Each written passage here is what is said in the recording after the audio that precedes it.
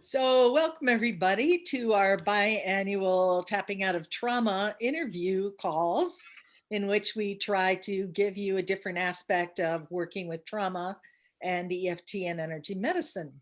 Today, we're very honored to have Dr. Diane Poole Heller with us, who is, very well known, and I'm very excited to be interviewing her today. I'm a particular fan of hers, so. She's definitely an international speaker and author and an expert in adult attachment theory. And her latest book is oh gosh, now I can find it. There it is. Power of Attachment. There. Thank you, Craig. And she's for many years worked with Dr. Peter Levine in the Somatic Experiencing Institute over 25 years. And she's done all kinds of really interesting things in the field of trauma, working with survivors and families of 9/11, of the Columbine high school shootings.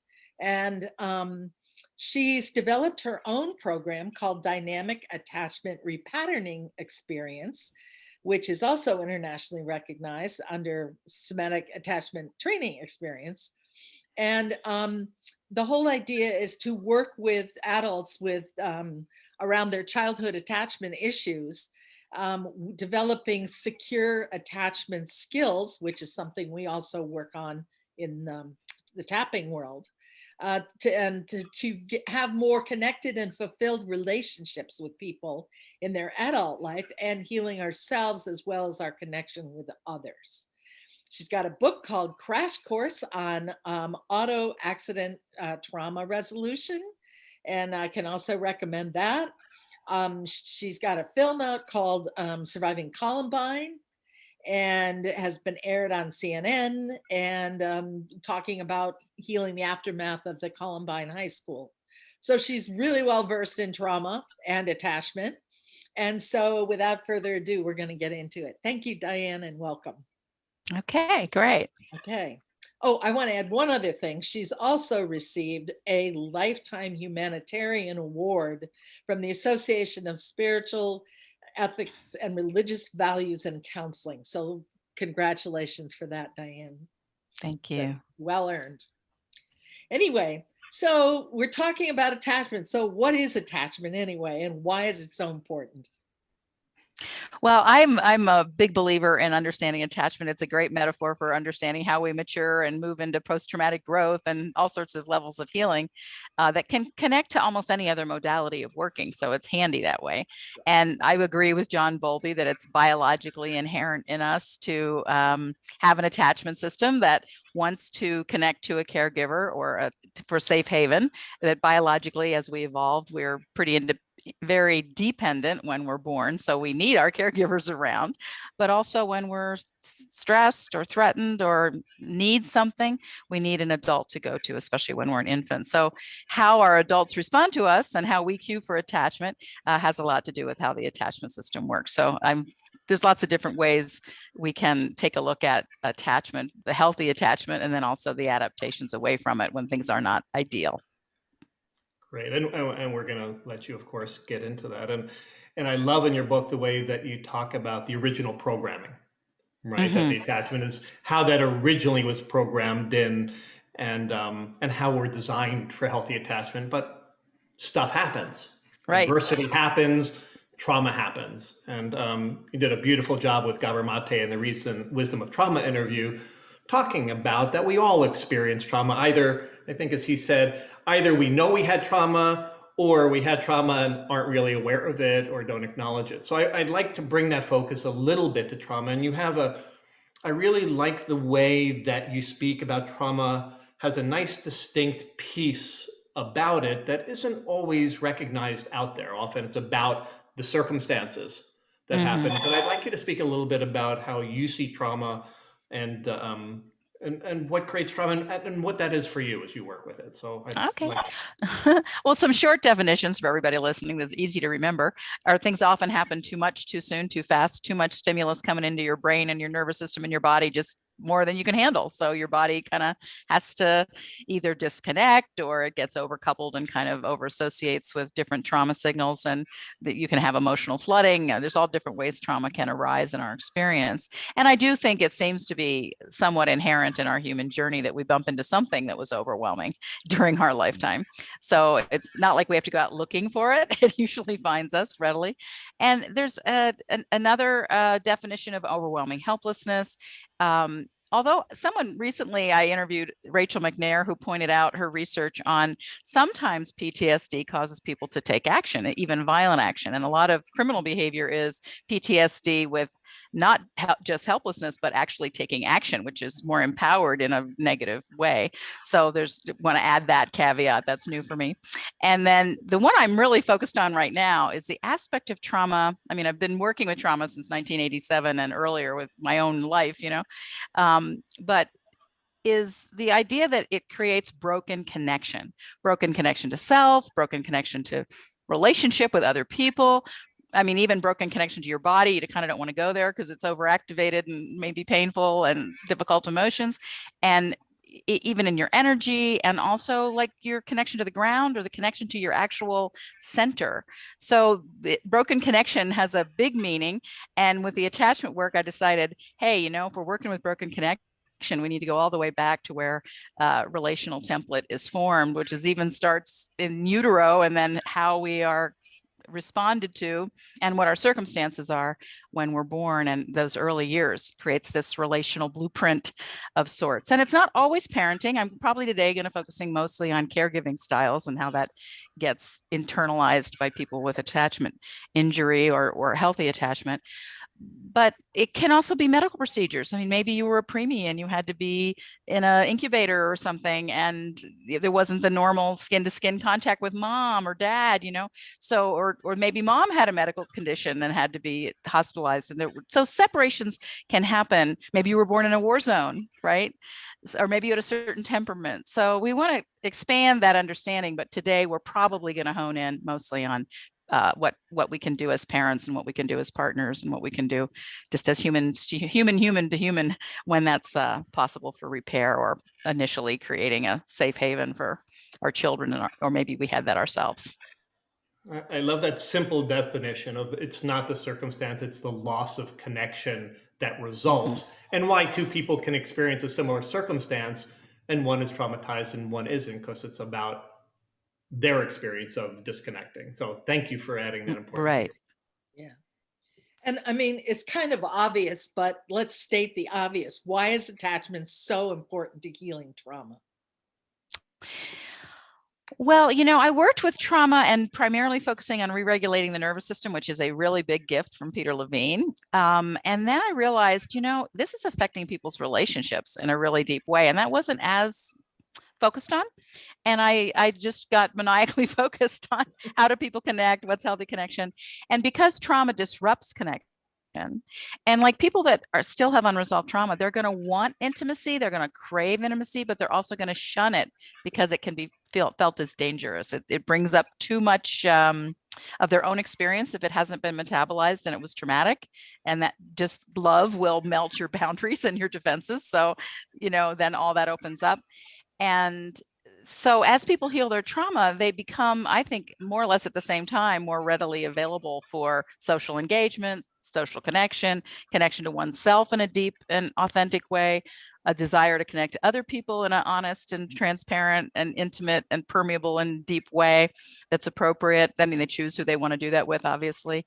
And so connection, I think that the attachment work, I think, is a really big element of healing trauma. So I kind of think of trauma work as more traditionally understood, and attachment work as a marriage made in heaven, because I wouldn't know how to work without both focuses now myself. They've really become integrated into one, and I wouldn't know how to do it without the attachment focus at this point. So I find it really helps reduce unnecessary suffering for my clients. Well, and Rick Hansen and also Dan Siegel and their focus on interpersonal neurobiology really dovetails in with all of this work as well. So absolutely. We're all in good company, right? Yeah, they're very inspiring leaders in the field as well.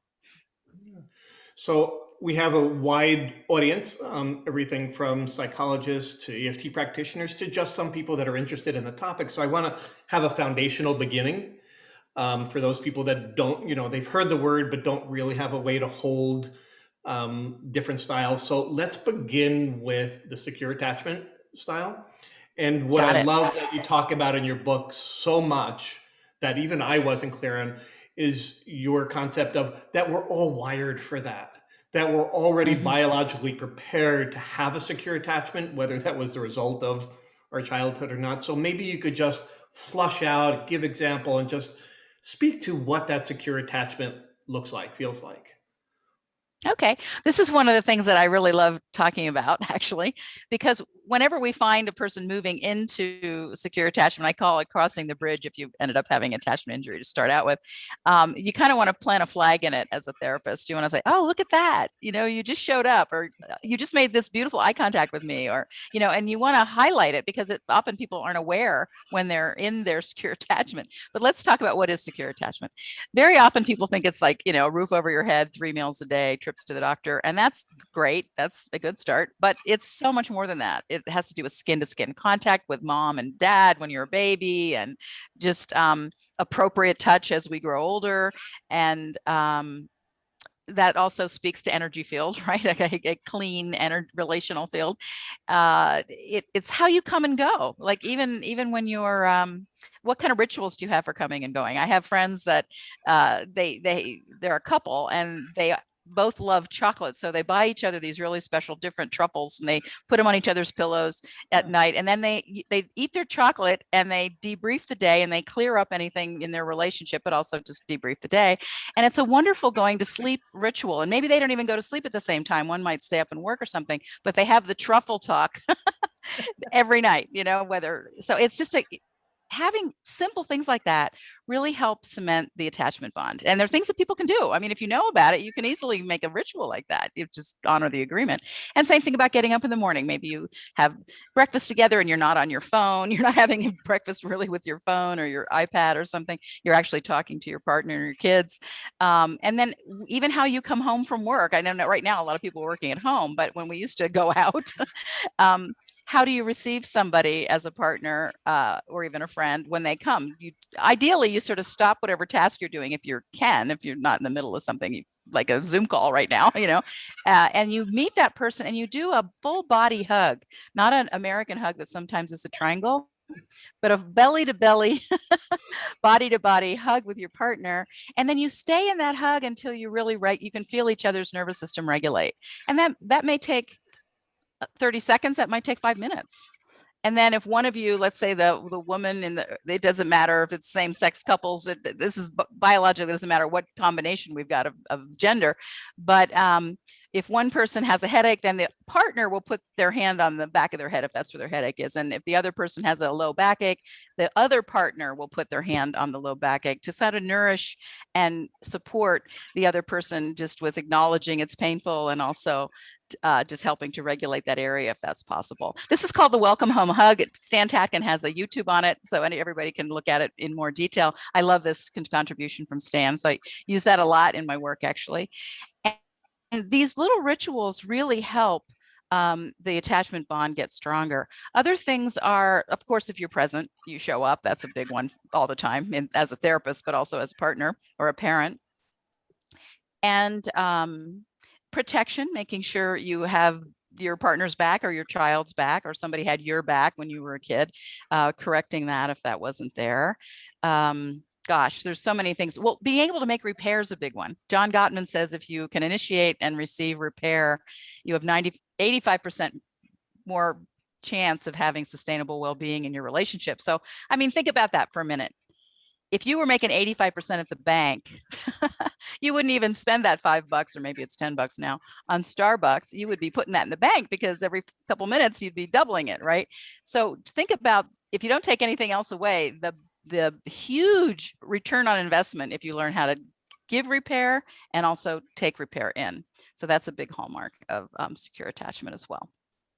Diane, could you just clarify for those? I think many will view attachment as something having to do with a child and a parent, and yet now you're talking about a relationship.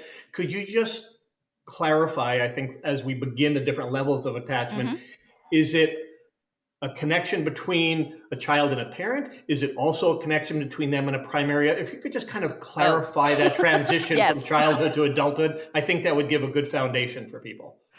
So the answer is yes and yes. We start out with an attachment bond with a caregiver. Generally, it's our parent. It could be a nanny. It could be an older sibling. It could be a foster parent or a step parent, right? But somebody who's in that mothering presence role, whether that's a father, but they're the mothering, nurturing presence, that's the primary caregiver. And then there's different research on this. Some people say that your early attachment system doesn't affect your adult relationships that much. Others say it does, by like Alan Shore, and I believe Dan Siegel say it's 95% impacts your adult relationships, because it's kind of like your template, right? That you bring up into your adulthood. I have to say, maybe it's just my practice, but clinically what I observe is that attachment patterning from early on is deeply involved in our adult relationships. And often when I can try to heal the early inner child from whatever attachment, whatever need wasn't met, or whatever atrocity happened, or whatever didn't let the person just savor secure attachment, it took them from that. It's so helpful to go back to that original template, but also then see how it replicates and resolves a lot of issues that we think are our partner's fault. We tend to blame each other, right, in our relationships. What I love about this work is it takes the blame out of adult relationships. You can, instead of seeing your partner as, oh, you know, they do this or they do that, you see, oh, they're kind of coming from an avoidant attachment situation. Okay, I get it. That doesn't mean I don't have to take that personally. And maybe I can actually do something, and I can come up with different examples of this as we go on. Maybe I can actually do something that helps their attachment injury relax, so they can actually be more present in the relationship. And you understand it compassionately and with empathy, instead of, I hate it, that person's always withdrawing and they never hang in there for a fight and they always just leave, and I just really irritates me. You know, you can start to see where that comes from, and that it's not about you. Probably 95% of it is not about you. Now, you might have your own attachment injury, and they often kind of, you know, work together to create a challenge in a long-term relationship. But once there's more understanding and caring and healing starts to happen, it can bring us back to what I think we really deserve: a lot of love in our life that's really fun and well-functioning and protective and present, and not pulling the bag of the past injuries along with us so much. Thank you for that. Absolutely. And of course, that's what we spend a lot of time working and tapping with is, you know, these things come up about how we are in relationships and stuff, and people want to change their patterns. So I think looking at attachment for all of us in this field is a really good way to sort of untangle why we're behaving the way we are now, you know, as a result of what happened to us as kids. So with especially a compassionate focus, right? Yeah, exactly. And it takes, as you say, it takes the blame away. So briefly, okay, we know about secure attachment now. What about the other types, or in however you say it, the misappropriations or whatever? What happens when we don't have a secure attachment? Okay. So we're going to narrow the focus to parenting. And I know many people that are listening are parents. I just want to take all that pressure off your shoulders and dump that on the ground. We all do with our best, and we know what we know when we know it. And the thing is, we can repair with our kids no matter how old they are, even if they're adults and have their own kids and we have grandkids. So we can start to practice these things with your grandkids. So we learn it as we learn it, and everybody's trying to do their best.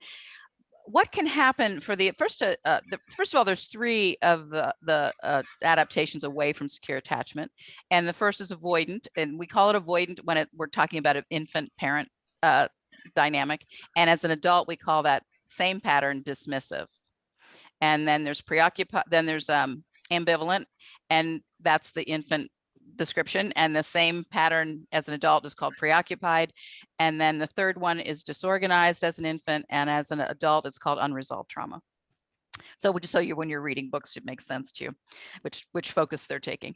So let's start with avoidant. Avoidant tends to happen under a couple different possible conditions. And you can have a little bit of avoidant, or you can have one or two of these descriptions, or a client might have all of them, but and you can have a mix of attachment styles too, because the attachment system is very reliant onto the relational environment to which it's interacting with.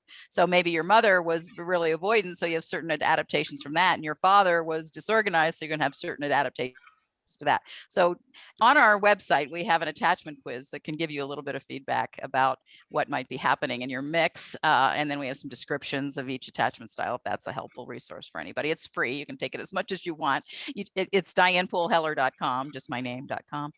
And that you just want to take that one relationship at a time. You want to be thinking and answering the questions one relationship at a time. You can take it more than once if you want to, but for different people, or your clients can take it.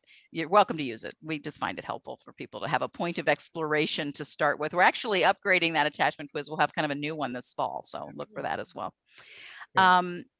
So with avoidant, what tends to happen is the child's got its secure attachment in the body, like you said, Craig, and it's cueing for attachment, and it's looking for the parenting figure, the mothering presence.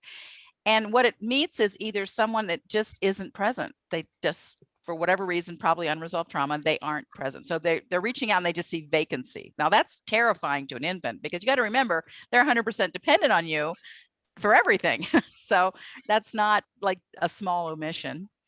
The other thing that can happen is the parenting presence can actually have a rejecting or even hateful look in the eyes, like an actual rejection of the infant. Maybe it brings up difficult memories for them, who knows, but that's very hard on the infant, because again, they're 100% dependent on this relationship. And the other way it can happen, which isn't so brutal, but still difficult, is that the parent only shows up for left brain activities, for things like teaching you to read, or teaching you how to build a sandcastle, or teaching you how to ride a bike, or it's only task focused. So there's not emotional attunement. Remember, attachment is highly organized in the right brain. So it really needs a lot of emotional reflection, emotional containment, emotional nuance, range of emotion, and touchy-feely things, like skin contact and hugging and snuggling. And you know how a kid that really is comfortable with their parent, and the parent's holding them, they just kind of drape over the parent like a wet noodle. That's a relaxed relational field, and that usually indicates a possibility of secure attachment or extreme exhaustion, either one. But so in avoidant, the parent is either absent, actively rejecting, or only task focused. And what that basically means is the infant's cueing for connection, but they're not finding anything there that's really supporting their secure attachment experience. So they tend to fall back on themselves, and they kind of envelop themselves in a bubble of isolation. And they try to self-regulate, which, remember, you really need a lot of co-regulation as an infant. You need your mom and dad's nervous system, and you need to feel their bodies regulating, so your body learns how to regulate. So very often avoidantly attached folks don't have much of an access, if any, to co-regulation. And we need to teach them that energetically or in therapy later, because we need co-regulation. Otherwise, they won't really feel it in the welcome home hug, or they won't feel it in their primary relationships, whether that's their intimate partner, first of all, or good friendships, or siblings, or people, right? So we need to get that back online. And so they tend to feel isolated. They tend to participate. They tend to organize themselves around activities they can do alone. So that could be pornography. That could be video games. That could be devices. That could be hiking alone, or biking alone, or reading alone, or watching movies alone, but they don't have a tendency to join or have joint attention with somebody else. So that's another practice they can do, is to start to open to feeling the nourishment of actually being with someone, like watching the movie and then going to dinner and with somebody and discussing it, right? So you start to bring in joint activities, and then they try to stay present for that. Avoidants have the way they adapted to their parents' unavailability or hostility was to shut down the attachment system. They literally put the brakes on it. Right. And they don't do that consciously. They're trying to adjust to what's possible with this caregiver. And the only thing that they can manage is to shut it down, because every time they try to cue to attach with that kind of parent, it doesn't work, or it upsets the parent or whatever. So they're trying to actually love the parent by not being there in a weird kind of way.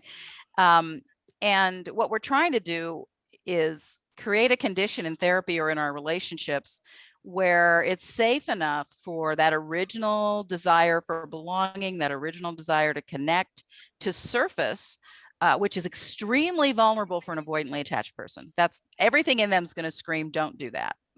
This is not going to go well. I'm either going to be no presence or attack or just left brain. And everything in them tells them not to do it. So when that's coming up in therapy or in your relationship with somebody who tends towards avoidant, you want to be hyper present. You want to be just like as juicily present as you can possibly be, because you want them to experience that this is a good thing. Now that could work. And sometimes closeness and intimacy for the avoidant, if they love it in the moment and they feel the nourishment, until they get used to it, they might ghost you. They might like not call you or not show up very much for a little while, because it's a big adjustment to take that in. So you need to understand that they might disappear on you a little bit until they get used to it, and then they're going to love it. And the main thing I want you to get from this, there's so much more I could say about avoidant, but I know we have a limited amount of time. The main thing is how much vulnerability it is when they're showing up to connect, and you just really need to do your best to meet that within your human capacity to do that. That's a really, really important corrective experience for them. And then I have in relationship and as a practitioner. Yes, in relationship and as a practitioner. I'm kind of speaking to both because I'm feeling like usually people are thinking about their kids and their partners and their clients at the same time, because the attachment's kind of universal, to relationships. So you can translate to client, partner, kids, parents, friends every time I'm saying anything. That would be easier. Great. And one of the corrective experiences, I have a YouTube you can look into. It's called Kind Eyes, is just looking out into the world and seeing kind eyes for the avoidant, and for other attachment styles too, but especially for avoidant, because so often they saw no presence or rejection in the eyes. So they have a little bit of a defense against eye contact. And one of the things they'll do is they'll look at your chin when they're talking to you, because you can't tell. Like if you look at my chin right now, or if I look at Craig's chin right now, he probably can't tell that I'm not looking at him. So sometimes avoidants will cheat. You know what I mean? They're trying to take care of themselves by looking at the chin, because eyes are so scary. So correcting the attachment gaze is a really big healing experience for the avoidant. So that's avoidant. And maybe you want to ask me something before I jump into ambivalent. Well, I just want to say what I love also in the book is that you talk about situational parameters and situational. So in one relationship, this might really show up as avoidant with a particular person or relationship, but not so much with other people. And I love that flexibility that it's not, this is who, and then I can't identify with any of them, because if I'm looking for a pattern that I am with everybody, none of them fits. Right. And so I love that you brought that in as people are listening. It's more of a mix for most people, but sometimes you have a major default position. Like when you get triggered by rejection, you definitely are going to knee jerk into withdrawing and disappearing. And then that's probably a default from a kind of a stronger pattern. So we can go into any of them, but sometimes we have a little bit stronger default position. Just depends on your history and depends on how you internalized it. Yeah, thank you. Okay, yeah, let's go ahead to next to ambivalent. Okay, ambivalent is usually there was some good love in your parenting experience early on. It's just that it was really inconsistent. There was a sort of on again, off again experience, like your parents there, but they're not there enough or in a stable enough way that you can really relax like that noodle into the relationship. You're always kind of, it happens that you get disrupted in the connection enough of the time. The parent sort of drops you energetically, or not physically usually, but energetically or relationally. And so then the child learns a pattern of they want to be close to their parent, but they're always waiting for the other shoe to drop. So they're anxious. They get really anxious about connection. And then their attachment system goes into overdrive. Avoidant turns it off and ambivalent amps it up. So you've got this incredible sensitivity, like with every situation. Does she like me? Does he like me? Am I okay? Am I lovable? There's this constant scanning for rejection or slights. And often, here's the deal, Avoidants won't see relational cues. Like when you try to connect with them, they often don't see it because they're still defending against the eye gaze, or they're defending against contact. So they often don't recognize when people are trying to bring contact in, right? They just don't see it. So they don't often respond particularly appropriately. In ambivalent, they're constantly looking for connection or lack of connection, or did that person smile longer at my other friend than they did at me? I mean, it's really, really sensitive. And the thing it is that's tricky, that creates a lot of suffering for ambivalence, is that they tend to see the signals, they hypersensitive to them, but they interpret them incorrectly. They interpret them towards the negative. They have a bias towards seeing rejection even when it's not there. I recently had a friend walk into, I was having lunch with other friends, and a friend walked in behind me, and they were backlit by sunshine. So I didn't recognize them. All was this glare of sunlight. So I didn't immediately respond because I didn't recognize them. All I saw was the sunlight. I was blinded by the sunlight behind them. And 3 times they brought it up to me. You didn't smile when you saw me. You didn't say anything. And I've explained it 3 times. I said, I couldn't see, I didn't even know it was you. All I saw was this blast of light from the sun through the window. And they're still on it. I'm still trying to get off the hook for that. But it's because of that sensitivity, just to give you an example. And I do love this person. And so I have to reassure them a lot now, because I didn't smile and get up and say hi and all the stuff I would normally do if I knew it was them, right? So this is what I mean. And people need to kind of own their own attachment style. And often we don't know we're doing that if we're ambivalent. We don't know. We just believe that it's the other person's fault, and that they aren't caring and they aren't doing good things for us. So very often ambivalents can't recognize caring behaviors, even though that's what they want more than anything in the world. They will just not see them. Because why would that be true? The reason it's true is it's a package deal. As soon as I let your love in, then in my programming, the next thing that's going to happen is I'm going to get dropped because of the inconsistency. So you have to, in therapy or working with a client or your partner or kids or whatever, you have to keep kind of holding their feet to the fire. And that doesn't sound very nice, but to keep them focused on the caring behaviors, because they don't see them. And they don't see them because they're expecting to be dropped afterwards. But that's a recipe for suffering, isn't it? I mean, because you might even be getting what you want, but you're not seeing it. So like I've had to well, you've been in this relationship for 3 or 4 years. What does your partner do that is really kind to you? And they're like, well, nothing. They travel. They're never here. The kind of the complaint of the ambivalent. Ambivalents tend to complain a lot because their internal experience is negative. The internal experience of an avoidant is positive because they're denying all their wounds. They're not going there. It's like, that happened a long time ago. I don't care. I'm here now. I don't need people. I can take care of my own needs. They have a whole script that doesn't go into that kind of space, but they need to heal. They need to heal the original wounds. But the ambivalent, they tend to do yes, but. Yeah, that my husband brought me flowers for our anniversary, but he always brings me flowers. He's not very creative. They always negate it. So you kind of have to help them. But wait a minute, let's just take in the moment that your husband's showing his love through the flowers, whether it's flowers or chocolates or diamonds or whatever. He's showing you he cares about you. What happens if you just stay present for that? And very often what they'll find out is they can't take it in. They'll say something, oh, my body just got really tight. And I go, okay, well, let's just take in one molecule of the possibility that your husband or wife loves you. And then they go, oh, I can do that. And they relax and their stomach drops and they become embodied. And I go, okay. And they go, oh, I said, so you have a problem, a little bit of a challenge with receiving love. And they don't get that at all initially. They don't understand that because they think other people just aren't doing it right, saying it right, buying the right stuff. So when they see that they actually contract against love, and then you explain to them, probably this happened because, and I usually know their history by then, originally you would take love in and the next thing would be rejection or being dropped. So we just want you to see that there's no dropping happening here. You actually can. So when they can receive the 1 or 2 or 3%, and they'll say, oh, I want more than that. I'm like, great, take more, 10%, great, fantastic. You have to build their tolerance for pleasure and also that they see that it's real. And then they'll actually experience something they never experienced, which is the satisfaction or fulfillment, because their programming will not let them go to satisfaction and fulfillment. because the next thing is getting dropped, right? So you have to untangle that overcoupling or over association of those two experiences in therapy. And then because ambivalents want a relationship, they're really clear they want it, right? And when they finally figure out that people are caring and they can actually receive the love and embody it and feel satisfaction and fulfillment, then they're just happy campers, and they can move to secure very quickly once they get the reassurance that this person really cares about them.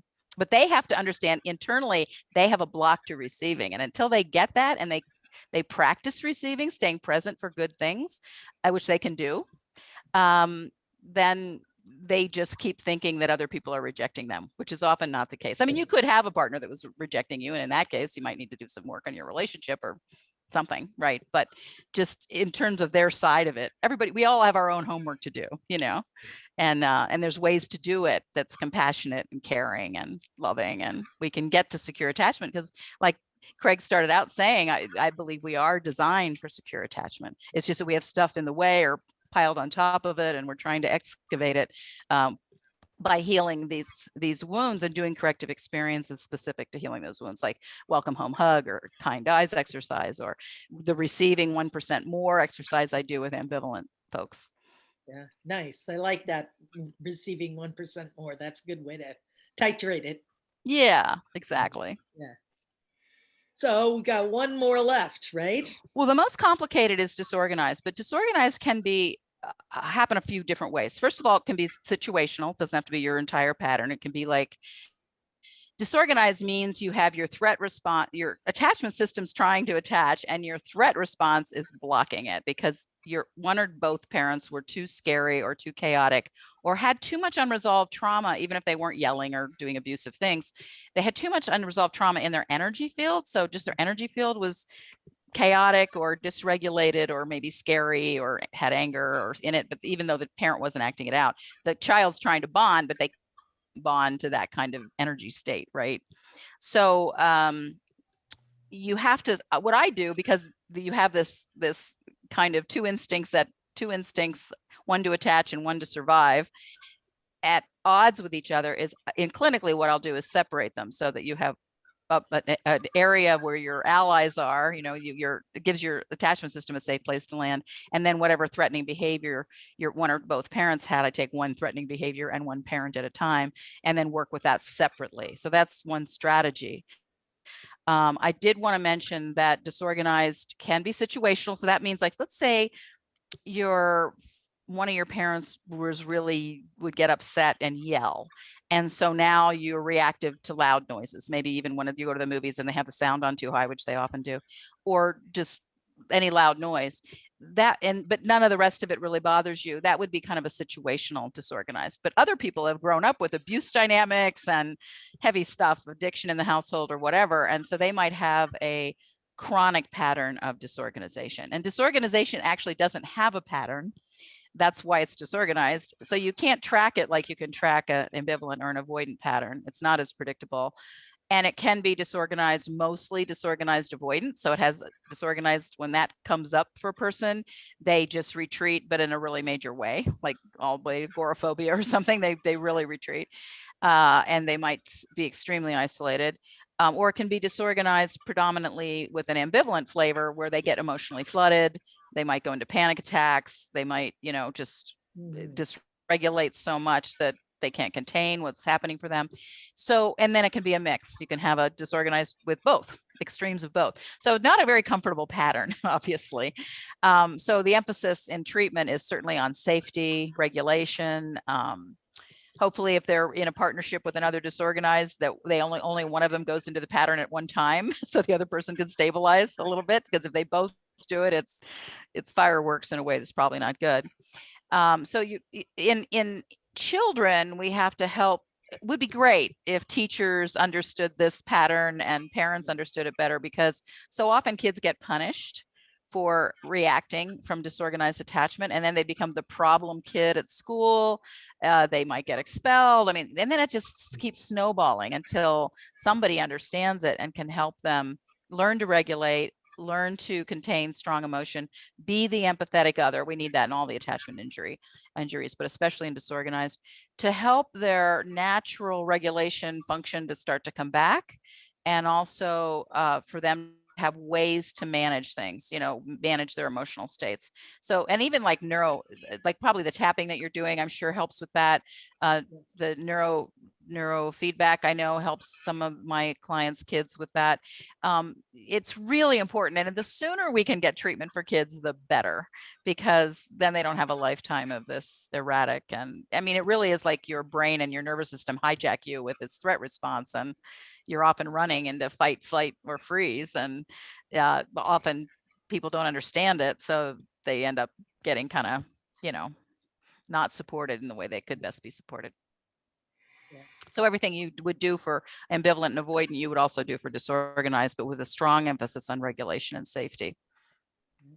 Okay, so I'm going to recommend people check out the website and quiz so they can start to look a little bit more self-reflective to kind of put their pieces together and notice that.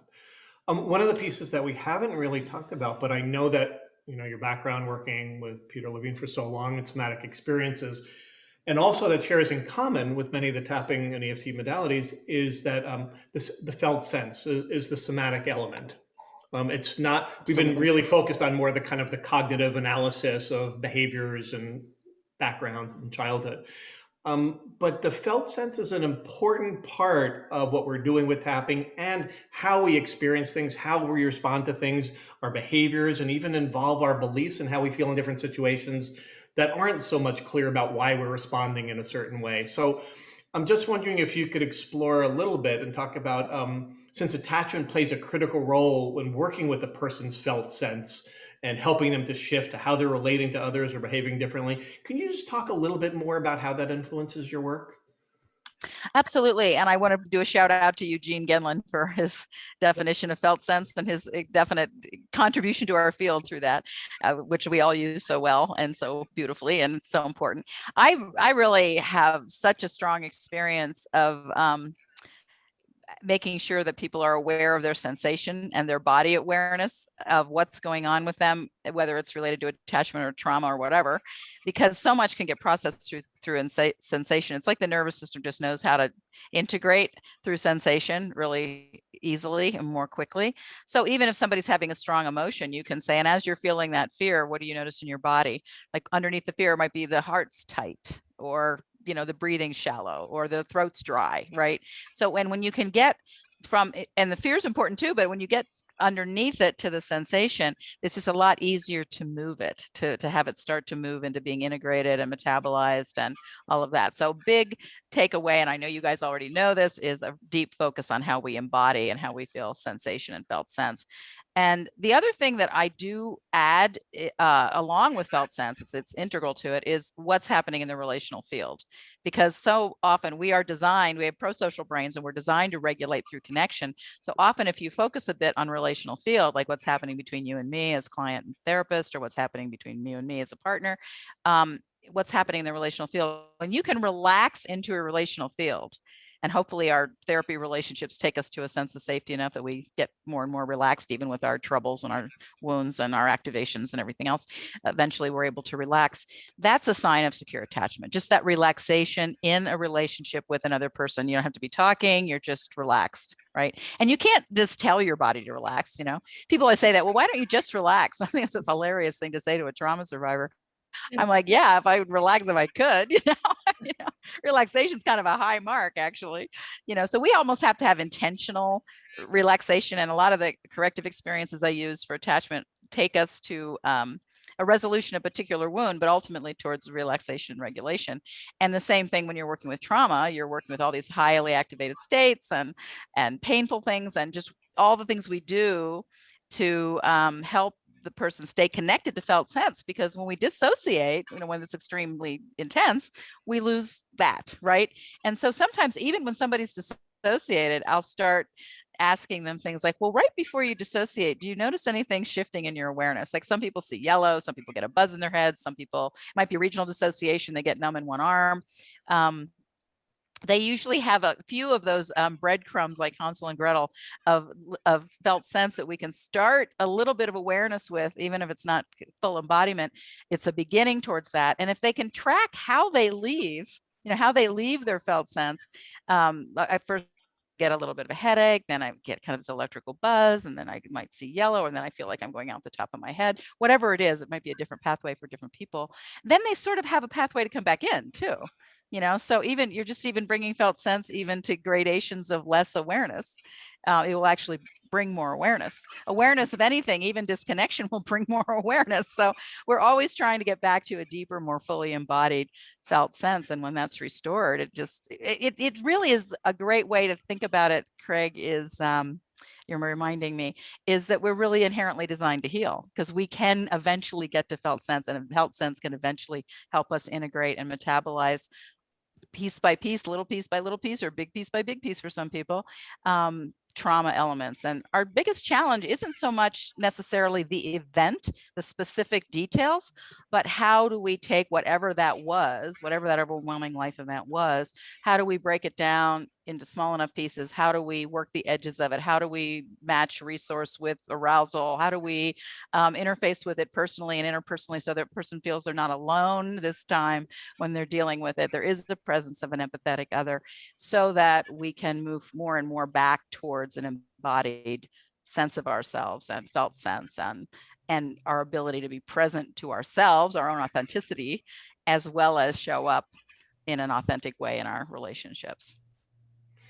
Thank you. I like that. And as a therapist practitioner, for those listening here, that titration to keep it a small enough piece that they can work with is so important. And so when you're working with a client, I know you're listening, you're watching, all of those things for cueing in. I mean, you're not necessarily doing, okay, let's do an attachment questionnaire to start with. I imagine that you're getting in a relationship and you're looking for cues to help inform you about their attachment style. How much of that are you sharing with them? How much are you just utilizing in your interaction, your therapeutic relationship with them? I'm just kind of curious a little bit about that. Okay. I'm usually now that I'm sort of known for attachment, people come in with some awareness of attachment, they're coming in with that. But what I do is first of all, I'm sure like everyone listening, I normalize everything, and I help them understand the biology behind it and get the shame and blame and inner critic quieted as possible, and just say, sometimes we've had this experience early on, our intelligence is going to tell us to react this way for self-preservation, and what is actually the only way you could have reacted, and just that may need a little updating, right? There might be some things you might want to do now that would help you enjoy your relationships a bit more, So I'm always bringing in attachment information, and I'm fine with having people read books, mine, other people's books, sometimes that's really helpful. They get aware of a lot of things they weren't aware of. The challenge with trauma and attachment both is that because attachment happens so early, we don't have that little ego structure even developed yet to tell a story about it. So it's just in our issues and our nervous system, our brain, our bones, it's just in our body, and it's not conscious yet memory, it's implicit memory. And right. Trauma also goes to implicit memory usually because it happens too intensely and for too long of a period of time, so the body can't take the time to run it up through the higher functions of the brain where it would record all the details and everything. It bypasses the hippocampus and goes straight into the reptilian brain and the amygdala, and so it lives in implicit memory. So when people tap into unresolved trauma or early attachment injury, they experience it as if it's happening now. That's really an important distinction. Yeah. And you need to understand that as a clinician, because it's not like a memory where they're saying, oh, when I was 3, this happened. It's like, I'm upset. I'm experiencing despair or stress or fear or anxiety right now. And that's because it's still an implicit memory. So part of our job is to help them bring awareness to implicit memory, normalize implicit memory, and then it becomes explicit memory, is where we can integrate and metabolize it, which I'm sure everybody's aware of. But that's a big art I think that needs to happen for therapy, for trauma and attachment. So I'm always looking for body signals, procedural memory. Like a client, often I'll be asking them something and they'll just maybe flick their wrist or something. Like I had a client, she was complaining, she was ambivalently attached. I'll give you a client example. I love this example because it just speaks to the attachment situation and trauma so intimately combined. She was complaining that her boyfriend really never wanted contact. And I said, and he wasn't at the training, it was the training in Europe. And I said, well, how do you know? I mean, that could be true. I don't know. I don't know, it was her boyfriend. But I said, how do you know he doesn't want contact? I said, how do you invite him into contact? And she goes, what are you talking about? I said, well, how do you invite him into contact? How do you ask, or how do you invite, or how do you come hither? Or, how do you call him into contact? And that threw her. She was like, what? Because we do that in attachment. You invite someone into contact, or maybe you don't, but she wasn't. So I said, okay, let's try an experiment. And we had her stand up so we could do like a group demo. And then her best friend happened to be in the training, which is really lucky. So I said, so let's just bring your best friend up here, somebody you love and trust, and you've known for years and all that. It wasn't a stranger in a training, and just put her as far away from you. We did this, they were separated, right? And I said, I just want you to invite her into contact. I mean, she's your best friend. You probably do this all the time, but you're not aware of it. And she stood there and she immediately went into freeze. She completely went into being a block of ice. And I thought, okay, there's a lot more to this story than what we're seeing, right? And because usually that wouldn't be so scary, right? Asking your friend to come to become in contact with you doesn't even mean they have to move towards you, just to start a connection in the relational field. And so I said, that's really interesting. The only thing here is to invite your best friend into contact, but you're moving into a freeze response, which is a deep trauma reaction, right?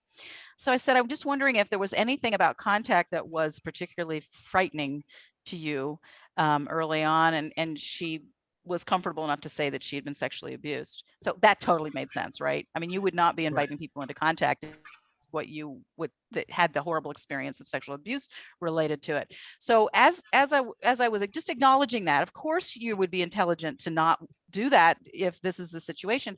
And as soon as I said that, I don't know if I can show you because she was standing up, but her wrist just kind of went like that. Just her hand just kind of flicked. Now, if you weren't used to procedural memory, you would think, well, so what?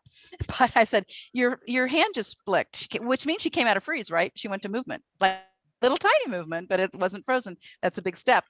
And she said, I wasn't aware of doing that. I said, well, as soon as I acknowledged that, your hand did that. And she said, oh yeah, I can feel that.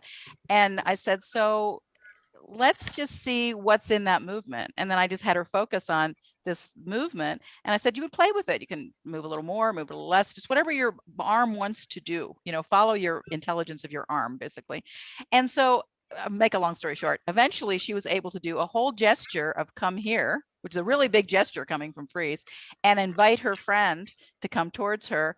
And then she had that capacity, that cue for attachment had been X'd out by the sexual abuse. So that's how intricately combined trauma and attachment. She lost her cue for connection. She didn't have, often people don't have the impulse to reach out for a need because of trauma, right? Because you not only do you need your defensive responses to be restored for trauma, you also need your cues for connection. And so that's one thing I've added sort of to the somatic experiencing idea of it. It's just not only defensive, it's also connecting orienting responses. And so that's just a good example, I think. And I don't know if I answered your question, Craig. I might have gotten off on a side. Yeah. Well, I think it was great. You just added really kind of the somatic element, which is so important for working with trauma that we talk about and tapping out of trauma all the time. So that was excellent. Thank you. And in that same vein, your exquisite exercises in the book, all of which are quite somatic, like kind eyes that you've mentioned already. Mm-hmm. And stuff.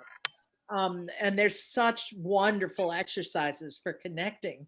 And I'm curious about how you decide whether a client can do them on their own, if you give them for homework, or when you need to work with them in a therapeutic session, because it would be too activating if they were to try to do them on their own. How do you just assess on the basis of how much trauma they've got, or how do you do that? Yeah, that's really a case by case situation, isn't it?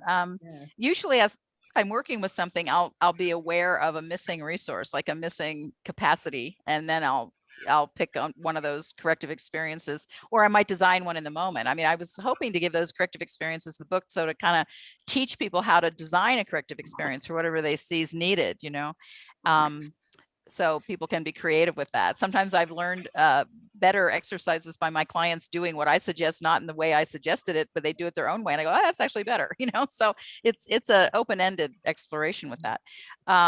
But if I know somebody's living mostly in avoidant, there's certain, like the kind eyes exercise almost always pays off, because the difficulty with eye contact is often somewhat a consistent thing. So I might ask them, how is it for you with eye contact? Or, I might even notice they're not really looking at me in the session very much. They're kind of mostly looking side to side.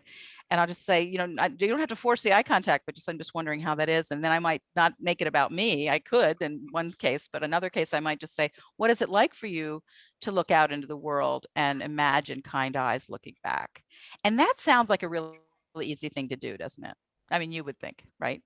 Yeah. But it's not. I did this I was being interviewed like this, but on a radio show. And I did this exercise as we were doing the interview. And the facilitator, the person that was interviewing me, called me later. She said, I was in my house crying for 2 days after that exercise. I said, I know it, because it can bring up so much grief that when you looked into the person you were supposed to be being loved by, and you saw hatred or rejection or vacancy, and that exercise, these exercises are designed to go to the core of the wound of that particular thing. And then hopefully you have support.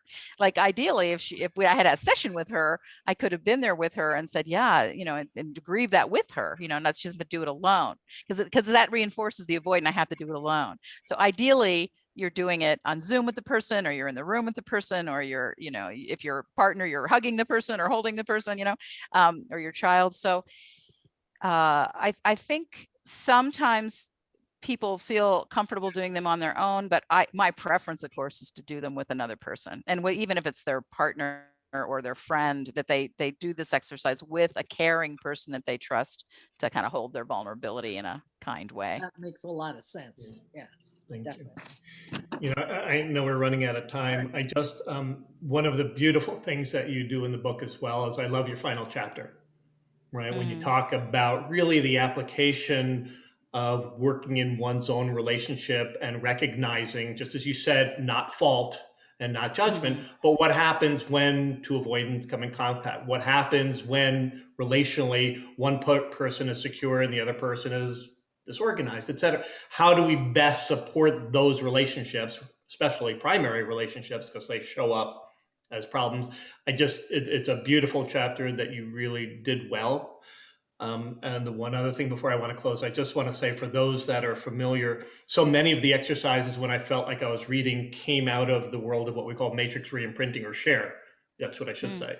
Share the importance of creating resources and the use of memory reconsolidation when we look to past adverse and traumatic memories, that we can recreate the felt sense of who we are and how we handle that situation, and come up with creative imaginary ways for better resourcing our experience of what happened to us. And so there were just so many things that resonated for me as, wow, she must really have shared so much of the experience that we're doing in the tapping world. And I know you haven't necessarily, but just a lot of symbioticness that came for people that are practitioners in this professional world. So I just want to thank you and give a shout out for those people reading the book, or they're going to recognize, especially in many of the exercises. And I want to thank you for that. Yeah. Well, I so appreciate what you're doing in the tapping world to further this agenda, this perspective. I just think if we could have all our world leaders and heads of corporations and everybody invest in secure attachment, I mean, what a world that would be. I sometimes just hang out in that vision, but it sounds like you're really moving people again in that direction. And I appreciate everybody who's listening, and you guys for leading the charge on that. And I really, really appreciate your efforts and what you're doing so effectively. Thank you for leading the charge and giving us a way to help describe and share that paradigm with us that we can then share. So thank you. So as we conclude, we're just incredibly grateful for, I know your busy schedule. Thank you so much for accepting our invitation. For those people that are here that are new to Tapping Out of Trauma, we have coming up beginning September 3rd, our Tapping Out of Trauma 1.0 foundational 8-week online training. for those that are returning, a more advanced Tapping Out of Trauma 2.0 in September as well. And you can check that out at tappingoutoftrauma.com. And this interview will live ongoing for anybody to be able to access on the site as well, whether they take the training or not. So I just heartfelt appreciation. Suzanne, anything that you'd like to say to conclude, since Yes, really you reached out and brought Diane here, which I'm so thankful for. yes, we're very grateful. Thank you so much for taking the time. Oh, absolutely. My privilege. It was a delight to be with you guys and everybody who's listening. So thanks, guys. Good. Okay. All right. Good. Thank you.